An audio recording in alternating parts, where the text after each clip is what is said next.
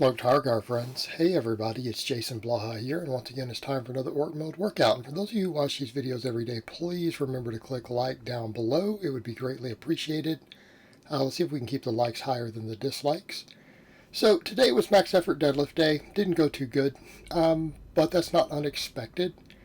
I was out of town for Thanksgiving, been out of town for several days. It was my deload. I didn't get home till after 2 a.m. this morning. And I am a very, very early morning person. I'm not one of those guys who can sleep in just because I'm up till 2 or 3 a.m. So I woke up at 7 despite my best efforts. I'm like, well, I've got to get back into training. We've had 5 days with no real lifting other than just some band work and stuff. And I've been assessing what I'm going to do with this system I'm doing moving forward. And deadlifts didn't go well. I totally missed this off a 1-inch block. Missed it. And again, expected. But I'm not worried about it. It's going to take me a day or two to get back into the swing of things. I'll probably sleep 10 or 11 hours tonight. I'll just throw on my mask and my earplugs, and I'll pass out here early tonight. I'll get a good night's sleep, and tomorrow should go pretty good. Like I said, it'll take me a couple of days to get back in the swing of things. Also, all the Thanksgiving food, I'm still holding a few extra pounds, and I'm not one of those guys who gets stronger from deloading. Some of you guys have figured that out. Sometimes when I come back from a deload, I don't come in PR. A lot of guys PR, I don't. Sometimes my lifts go down 10 pounds. I tend to be my strongest when I'm lifting heavy very, very, very frequently, which you guys saw right before this deload. Everyone remembers I set a bunch of PRs inside of 2 weeks because I was lifting heavy every day. That's what seems to matter for me. It's where I thrive. It's where I do best. I decided to go ahead and do hip thrusts. I'll talk about these more later. I feel like I need the quad work. I don't dislike the glute bridge. I was just concerned that maybe because there's some weak people who are very strong at some of these lifts, that maybe they don't carry over as much as I would like. But the way that I feel them, and when I look at the EMG data, the biomechanics, the studies on some of these movements, I think they're very, very viable. They fit very, very well with the overall pattern of my training, what I'm trying to do with it. So I had to figure out how to set up the hip thrust, and again, I actually had on one of these, I had my front plank totally slide, so I ended up having to put a brace in front of it for the final set just to keep it in place. And I'm not going to lie, these were really, really, really hard. These are harder than glute bridges. That's what the data suggests, that they hit all the same muscles, but they hit a lot more quad. And you can't do quite as much weight. And now that I'm doing them, I can see why. And yes, I did feel them in my quads more, but I have to admit, even with this little bitty lightweight, with 315, I felt my spinal erectors and my glutes contract way harder than I'm used to. So I think we've possibly got a winner there. I'm going to start doing them every one of my lower days for a while. Build up to 5 sets. I felt like I just couldn't take another set. Almost low back and glutes are both cramping up. So that's one of those lifts that I know that if I get really strong at, do a lot of volume on, I feel like it's just going to improve my general strength. And I've seen pretty good data on it of the carryover to squats. And you look at the muscles involved, it shouldn't be a surprise. I feel like you could build a squat and a deadlift to some extent just off that exercise alone. So definitely going to work it in. Work on building performance on it. I think we could have a mainstay. And it's one of those that I can use accommodating resistance on very effectively because of the strength curve on it. If I need to get a variation in, I have the option of doing so. Setting it up is very, very difficult, though. You've got to find a way to brace that bench. I tried a few different things before I turned the camera on. Some were less successful. And ultimately just brace the bench right there on my rack. Then we did good mornings. Did my normal weights for these.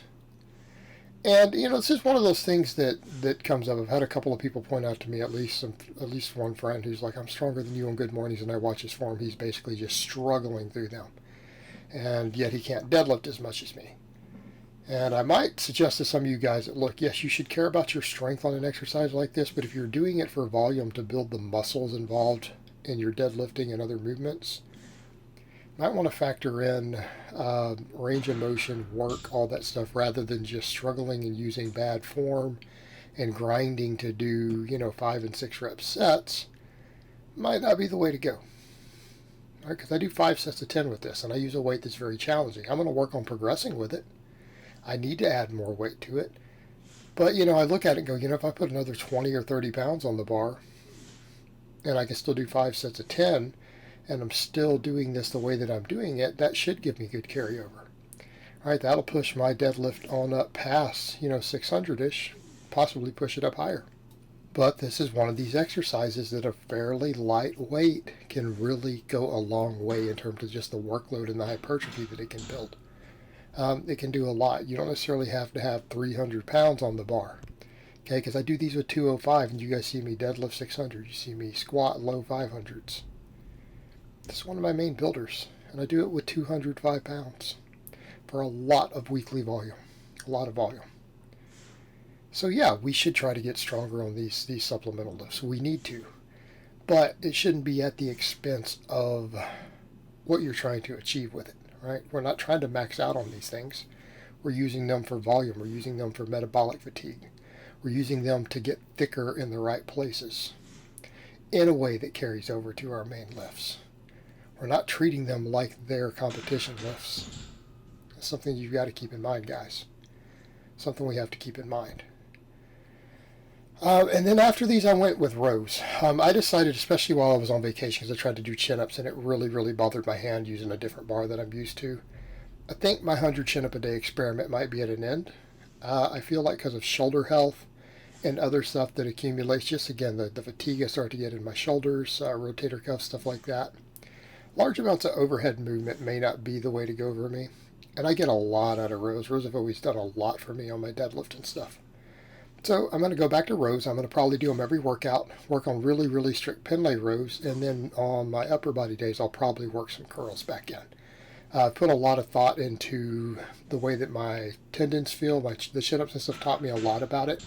Doing 100 chin-ups a day and not getting any tendinitis has taught me a lot about my own body, my own tendons, my own inflammation.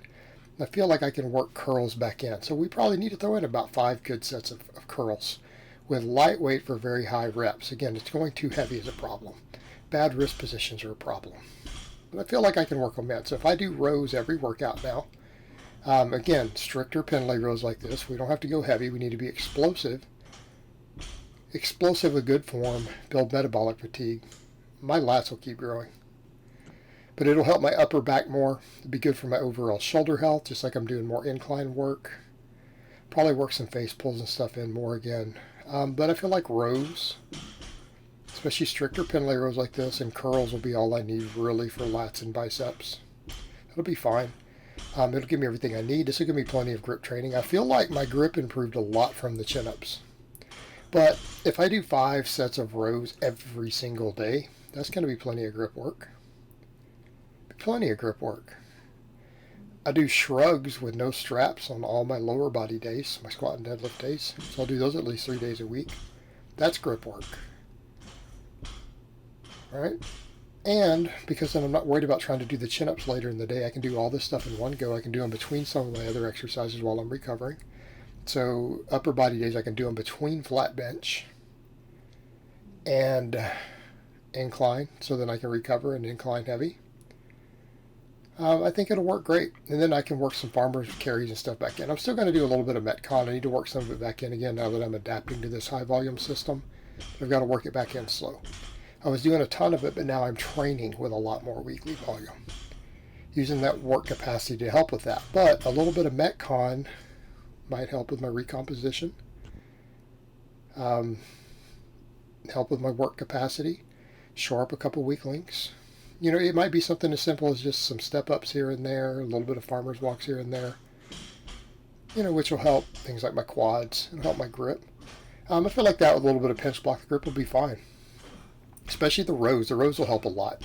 So I don't need the 100 chin-ups a day. I felt like they did a lot for my grip, but they're not necessary at this point. I think there'll be enough other grip training. I'm not worried, and I feel like the rows will carry over better to what I'm doing overall. It's not that you don't build massive lats off chins or good biceps, but I can do curls for biceps. And my lats are going to grow no matter what I do. But I know that the rows will work my upper back more, my traps, posterior delts, all that stuff. I need to bring all those things up. That's why I'm doing shrugs here now. That's That's why we do 5 sets of shrugs on all these squat and deadlift days. We need them. But honestly, I barely got through this workout. I'm so tired. I want to go back to bed right now, but I've got some stuff I have to sort today. But yeah, I could be in bed really, really early tonight. So I'm probably going to sleep like 10 hours, maybe more. I might sleep 11 or 12. Get caught back up on my sleep after my travels. Get back into the swing of training. And by the end of the week, I think we'll be back to hitting some heavy weights. We'll get some PRs. I've got a little bit of a game plan as far as my different supplemental lists go, which we're going to implement. Change some stuff up, keep building the training volume on all the supplemental lists, and keep doing the random maxes the way I've been doing them because they've been working. But I do need to keep my training volume as high as I can recover from. So December should be a productive month, and hopefully come New Year, I'll start setting some new PRs. Start setting some new PRs again. We've set some good ones, but I know things like my bench pressing's got to get caught back up. And so I've got a good game plan for all this training moving forward. I just need to get back into the swing of it this week after my deload, after my travels, get caught up on sleep, and everything's going to be great. So I hope it has been informative, and I will talk to you guys next time.